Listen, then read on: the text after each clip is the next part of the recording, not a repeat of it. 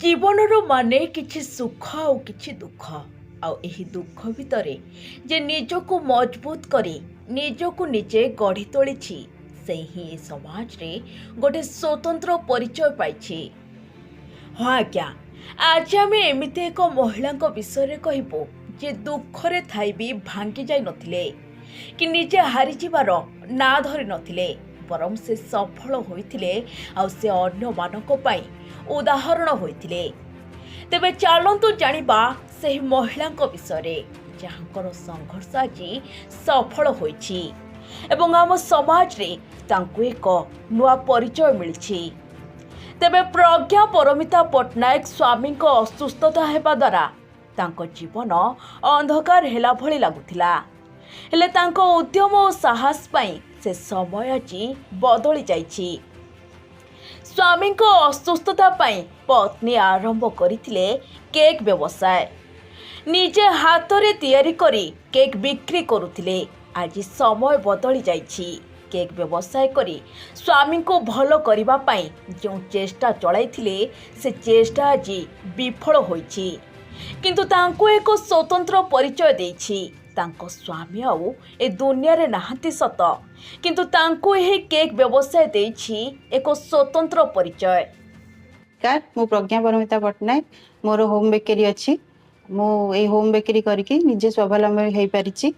Lockdown समय मुझे business T आरंभ करी कहीं से मो स्वामी को देह बहुत खराब है, किडनी प्रॉब्लम स्टार्ट है, से जॉबलेस हो गले।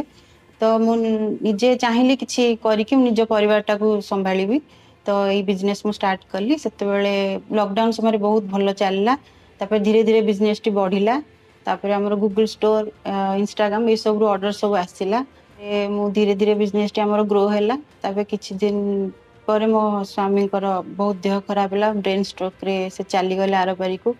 तापर भी मु ए बिजनेस टी को मोर आगे नेछि। आउ धीरे धीरे मो निज मो गोडे ठिया हेछि। मो परिवार मो पिला दिटा को मो संभाळु। आजिकली सब नारी मानन को सेल्फ इंडिपेंडेंट हबार निहाती जरूरी आजिका समय रे। आ सोशल मीडिया रो बहुत किछि आपण माने सिखि परिबे। सेठु सिखि के भी निजे किछि निजे काम स्टार्ट निजर कर। माने जदी मो केक्स को ऑर्डर करिया चाहउचंती, मोर Google page Riddhi Siddhi for heavens home bakes को जाइकी सर्च करी सेठी मते गूगल स्टोर रे ऑर्डर करि परिबे।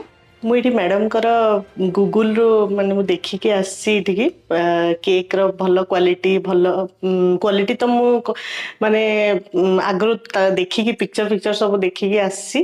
तो पुअर भी बर्थडे अच्छी, तो सेति पई ऑर्डर देबा पई आसी।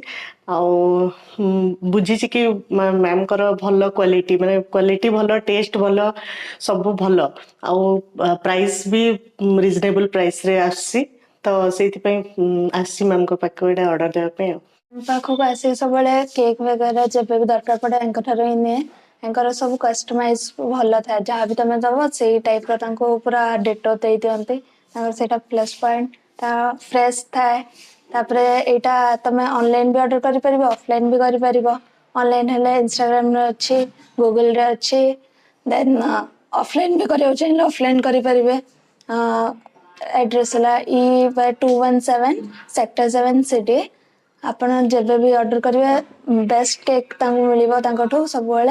आ मो सांग मान को भी रेकमेंड कर बहुत सारा, से भी बहुत भल लगी। मत भी मोर बेस्ट लगे, मत ये नवा सब रेकमेंड कि ये आसिक।